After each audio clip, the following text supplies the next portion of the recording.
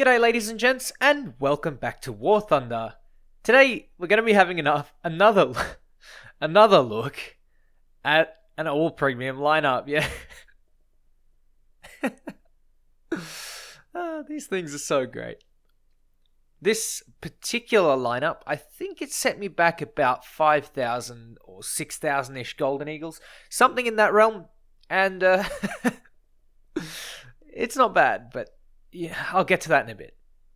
Today we're doing an all-Russian lineup in the German tree. It gets even better. They're not even German tanks. Oh boy.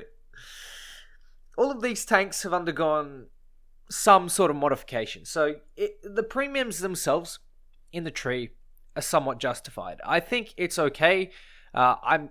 I heard somewhere that some of these were actually used in combat. I know for a fact that the Germans used Allied fighters in they had a whole squadron, basically, of Allied fighters like P-47s, P-38s that they'd captured, and they took them up against the RAAF and the USSAF, or USAF, whatever you want to call it. Here we are in the T-34, though, in the German tree, sitting at 4.0, and it's kind of functionally identical to the T-34 STZ. It has a slightly different turret, but functionally, it's got the same battle rating, everything. It's got the same gun, and, it deletes BT-5s pretty well. Bye. What are you doing here? Obviously not good enough, and he shoots my my angled side, so a little bit unlucky there, but what are you doing in a BT-5 at this higher battle rating? Now that we've taken the cap just to the south of us, I decide to camp at my favorite little rock. And you guys know that I love this rock from my M46 video, and this is exactly why. He just completely didn't. I've been that blind before, but look, that's something special. I'll tell you what else is special. There's a KV-1. And this is going to be heavy tank versus medium tank. Almost, I believe, we have the same gun here. This is, or functionally, the same gun. But it's more or less a bit of a jousting match between the two of us. I can't get my gun down well enough. The T-34 has really bad gun depression. And in a situation like this, if he hadn't advanced, I wouldn't have killed him. And I get him through the driver's hatch. Remember, there are parts of that driver's hatch that are a weakness, and there is a way to exploit them quite thoroughly. So, one of the things that I did in my M46 video on this rock was I checked behind me. I checked that eastern road, and lo and behold, in a minute, you'll see a little friend pop up. You'll see him just sort of scoot by, but for now I'm looking at engaging some other targets that have been marked out or on the street. And lo and behold, there you go. BT-7 F-34. I try and angle the back of my tank as fast as possible, but he's not paying attention, so I wait till I have a clear shot, and then I shoot him, kill out all his crew. Very, very easy kill. It looks like he was trying to turn the turret there, but honestly, if you're traveling at that speed, trying to turn that turret, I think that's pretty much a death sentence. What I would have done is I would have gotten into the low ground and then tried to ambush me at a later point. But you can see exactly how strong this point is. You can pretty much deny anything on the way to that capture point down south of me. I believe it's the A cap. And you can see just how powerful it is. It's actually a really strong spot. You can do a lot of work. And if you want to shut it down, it's actually quite simple. Like, it is really, really simple. All you have to do is pincer that point, that rock. So you take one tank, you take it around the west, and then you take another tank that goes around the east, and then you pretty much just shoot from two different spots. They can only point their strongest armor and their gun one way, and there's only so much that you can do as a T-34. Now remember, the T-34 may have trolley armor, but it's certainly not invincible in any way, shape, or form. And you can see this T-34 has spotted me.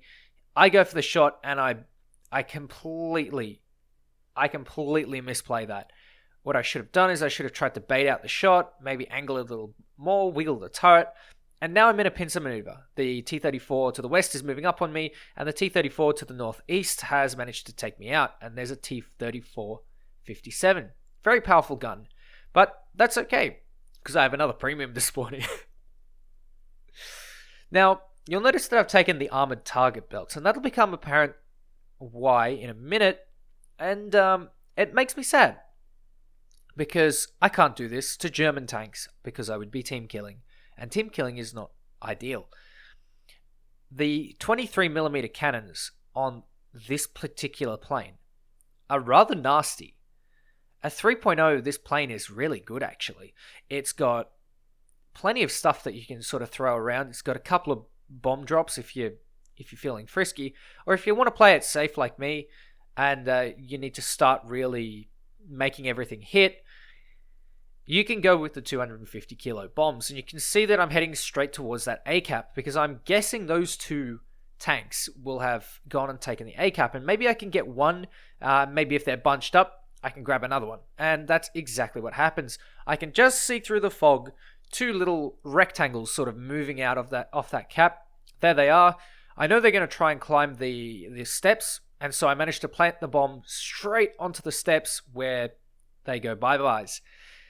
That's left the A cap almost completely free. There's one guy that managed to get away, head towards the south, and I'm pretty much going to start looking for him. You can see I'm using my keyboard controls to control the plane while I point the mouse straight down, just so that it gives me a little bit of freedom and a little bit of ability to just sort of check things out. I don't spot him, so I level out, keep my energy, and this is one thing that the IL-2 really struggles with. It is a fat plane, so you really need to be careful with using those flaps without losing too much speed, because if you don't fall out of the sky, you'll whack into the ground. As you can see, I've managed to shoot the engine deck of that T-34, and I've set him on fire. That's really important to notice. The 23s absolutely rip through tank tops. Not the ones you wear, but the top, the engine deck rather, of tanks, and also those little vehicles as well, like the ASU-57. Things like the T-50, BT-7s, anything that has light armor, you can really punch through. And, of course, the Panzer IVs, which are plentiful at this battle rating. I believe the 23s were actually put in specifically to take out Panzer IVs and maybe Panzer IIs, I don't know. But there goes a little BT, goodbye to you, and that's easy kill. You can see I'm pretty much able to do a whole lot of work in this plane. It's very good, and it's good fun too. It's not really that amazing. It's only got one bomb drop, whereas the tech tree equivalent, the Russian one, has plenty of bombs and rocket options as well. It's not that great, and you can see here, this is an IL-2 and IL-2 combat, and yeah, he's got a lot of energy. I've pretty much bled all of mine. The rudder on this thing is really fat, and so if you don't have airspeed, you're going to start to falter a little bit, and it gets tough. It gets tough having to put up a fight, especially against a Bf 109, or, you know, in this case, it could be a Yak, or basically any fighter. Any fighter that isn't completely stupid and brain dead, you will have a tough time fighting. If you just have some muppet that goes head on with you, then, you know, your work is done. Easy job, without a doubt. But in the case of, you know, a smart fighter, or at least a not dumb fighter, you're going to have a hard time. And, you know, being in the German tech tree, you've got Wirbelwinds to support you. And in this case, I didn't need the Wirbelwind, but I got it anyway. And luckily, it didn't shoot me down, because I've had a lot of that lately. A lot of friendly AA shooting me down. It's not fun. It's really not fun. But regardless, we have a couple more little targets right there. You can see there's an AA off in the distance, and I decide to go straight for him. I unload, and I do not stop firing until he is dead. I try and aim using the reticle for the gunner. The gunner's the important part, so you can see me originally hitting the front of the vehicle, so I raise the reticle just a little bit so I can hit the gunner and take him out. Nice, easy kill. And now I think I'm going to go for that, what I thought at the time was an M16. You can see it there, shooting at from the A point. I think he's going to get more ammunition, And I don't have a lot of ammunition myself, so what I'm going to do is I'm going to keep spraying. And you can see there I've run out of 23s, but I managed to hose down the gunner just in time. So a little bit of a win there for me. Now it's time to head back to base. I've got no cannon ammo, I need to get those bombs, and I need to continue the assault because it looks like our team is starting to run out of players. We never really had a man advantage to start off with, but we do have a ticket advantage. So if some guys on the ground can continue to press the caps and continue to take caps, they don't have to actually kill. Especially considering that as you go later on into a round of War Thunder, the ticket bleed becomes stronger and stronger. So if you have a single cap point advantage, that absolutely wins matches at the late stage of a game. If you're 10 minutes in like we are now, or if you're even longer, then, it makes a massive difference. This IL-2 here, and in fact the whole lineup, is pretty ordinary, to be honest. I used to see Russian tanks as some really overpowered, ungodly sort of, some monstrosity that I just couldn't surpass. But eventually, you learn how to deal with these tanks. If you get the shot off first, if you learn your positioning, if you manage to exploit the weaknesses of these tanks, like poor gun depression, in some cases a long reload, and also in some cases they have really weak turret armor. So the moment they crest a ridge, or the moment you crest a ridge, you can put your, maybe if you've got good turret armor like a Comet, you can put your Comet's turret armor to use and crest a ridge line. And of course it's not going to save you all the time, but you can bounce shots, you can save yourself a couple more times. You'll learn where to shoot crew, you'll learn the best and worst spots, and to deal with Russian tanks, it's really not that much of a challenge. It becomes really, really same when you get a bit of experience. And this is the thing that I've seen happen to not just myself, but several content creators. I'll give you the example of Oddbores. Every time he got killed by a T-34-85 or something, he used to go, well, these Russian tanks are crazy. They're so good. He played them, and now he goes, they're shit. I don't like them. I don't find them fun. And you know what? I can sympathize with that. In fact, I totally agree. I don't think Russian tanks are that amazing. They're just okay at everything. They're good enough at city brawling. They have good enough armor. They have a good enough gun, good enough mobility. Nothing really stands out with the Russian tech tree. And having these vehicles in the German tech tree, whilst it's fun, it doesn't really make much of a difference. And honestly, if I were at 4-3, I think I would prefer to take my Hetzer, my Panzer IV-G, my Bf-109 G2 Tropical, my Wirbelwind, and some bomber like maybe an attacker like a Bf-110 with the 30mm. I think I would rather that than this lineup. I don't see this lineup as particularly powerful, and you know what? That's a good thing because it means that it's not pay to win. I'm fine with that, and I think that Gaijin has taken a good step in this direction. They also haven't added any more copy and paste premiums. You can potentially argue that the T-34 and the KV-2 are, but at the same time, these are actual modifications. You can see on the KV-2, I'll take it out in a bit, no spoilers there, but the T-34 seems to be, I'm not exactly sure, someone do let me know in the comments, but to me it looks like a 1942 with some extra armor added on the front, which kind of reminds me of the STZ. Honestly, I don't really see it as a massive upgrade or downgrade from any of the other tanks. It just seems to be a mediocre 4.0. And speaking of mediocre, oh my god, that was a terrible bomb drop. That was absolutely terrible. And you know what? I really wasn't happy with that. The KV-1 needed to be taken out, and you can see that the KV-1 will become a menace later on in the match. Yes, that's right, we're just getting started. Believe it or not, this match went almost the distance. It's pretty impressive, actually. I really enjoy having matches like this, and you can see that I'm pretty much trying to take out valuable targets. I'm looking for anything on our side of the capture circles, and you can see there I spot a T-34, who's starting to fire off some shots. Now, I don't know exactly who he's shooting at. He could be shooting at anyone. I don't really care that he's shooting at any particular tank at all. All I care about is he needs to be shut down, and I don't manage to kill him the first go. So that may potentially lead to more deaths on my team, and I need to get around as quickly as I can. I pop my flaps, I reduce my speed, I get as much gun time as I can, and then I try to pull up, and then I go, yep, smack bang straight into a tree. Very smart. This just proves it, like, how good at the game I am. I'm just magical, so good that I just crash into trees. It's amazing. I don't know. Maybe I should take on the Thunder League next time. But jokes aside, we're going to pop into a KV2. Now, as you can see, this is actually quite different from the regular KV2 you see in the tree. It is a KV2 Mod 1940, which is also available as an event vehicle, or was available as an event vehicle.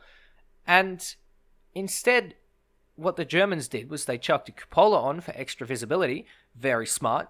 And they also added a neat little basket on the back, which, I don't know, it looks like it could store maybe fuel or ammunition or supplies, something like that. Now I can see what looks to me like a KV-1 out in the distance, so I'm taking some shots with my machine gun. I don't see anything come up on it, no damage, but I don't see any, flames or anything off it, so I decided to put a shot into it for good measure, and it was dead, which is very disappointing to me. The KV-2, speaking of disappointment, is also very disappointing because it got a massive nerf. Yes, that's right. You might not realize, but the KV-2 actually was really smacked around recently with the ballistics changes. It just managed to lose something like 30 to 40 millimeters of its penetration. So now it has the penetration of something like a 2.3 tank. It's really not that great. It's just not that great, honestly. The KV-2 at this point could actually probably get it down tier to 4.0 or even 3.7, just because it's not that amazing anymore. It can't just lol pen a jumbo like it used to. It can't just, smack a Sherman from pretty much any angle and one-shot it. There are things that it really, really starts to struggle with, and you can see that kind of struggle when I come up against a T-34 in a second. Speaking of T-34, the T-34s on the enemy team just got team killed by a PE-8, and now the PE-8 was removed from the match for team killing. Well done, PE-8. You get a Skippy badge. That actually does us a huge favor in the match. This could be the turning point of the match for us, because we were losing, because our team was doing pretty poorly. Everyone was jaying out after their first or second spawn for the event. And now, what I want to do is I want to get in, take that cap, and try and hold it as much as possible. I can see that there was a KV-1 in the area, so I'm trying to look for a KV-1 somewhere. And then the Panzer IV pulls up behind me, and I guess it's clear. I realized that the cap was clear, and that there's nothing for me to worry about. As you can see, there he comes. Oh, actually, it's a Sem-Avente. I'm blind. So, we have a cap that's being decapped. We're looking at a pretty solid win. And you know what? I really enjoyed this match. This match... man. What do I say about that? There's nothing I can really say about that adds any extra meaning to it. KV2 at 4.0 or 3.7, please, Gaijin? That was seriously pathetic. I genuinely don't know what's going on there. Maybe it actually does warrant a down tier. The KV2 really isn't that great. It's more of a meme tank. It's more for fun. And, I can take that. So, with the dynamic weather, the sun decides to shine just as we decide to win.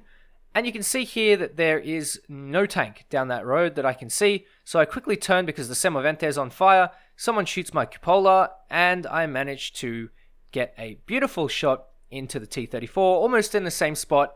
And that drains the last 200 tickets, giving us the victory. Beautiful match. I genuinely had fun playing this lineup, but it is really not that amazing. It's pretty stock standard, pretty mediocre, and honestly, I think you can find better tanks in the tech tree for its battle rating. Anyway, ladies and gents, thank you very much for watching. Take care, and I'll catch you next time.